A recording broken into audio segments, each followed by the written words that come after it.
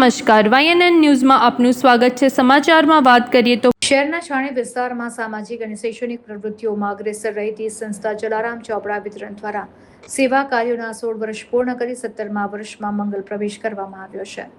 આ ભક્તિમય અને મંગલ અવસર નિમિત્તે સંસ્થા દ્વારા છાણી ખાતે શ્રી સત્યનારાયણ ભગવાનની પવિત્ર કથાનું વિશેષ આયોજન કરવામાં આવ્યું હતું, જેમાં મોટી સંખ્યામાં ભક્તોએ ઉપસ્થિત રહીને કથા શ્રવણનો આધ્યાત્મિક લાભ લીધો હતો।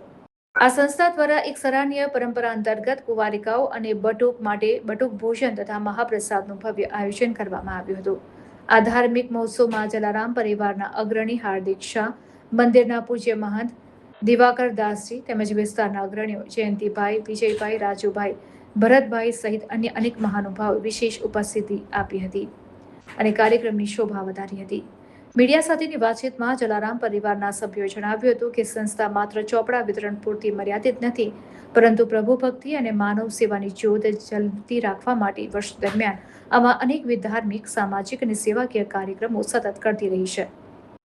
આ પ્રસંગે ઉપસ્થિત તમામ ભક્તો અને અગ્રણીઓએ જલારામ ચોપડા વિતરણ સંસ્થાની 16 વર્ષની સફળ અને સેવાકીય સફરને બિરદાવી હતી તથા આગામી વર્ષોમાં પણ સંસ્થા ઉત્તરોત્તર પ્રગતિ કરે તેવી મંગલ કામનાઓ વ્યક્ત કરી હતી। જય જલારામ।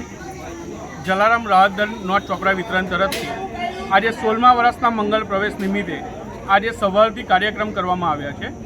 આજે સાંજે ભગવાનની સત્યનારાયણ ભગવાનની કથા સાથે બાળકો માટે બટુક ભોજનનું પણ આયોજન કરવામાં આવ્યું છે।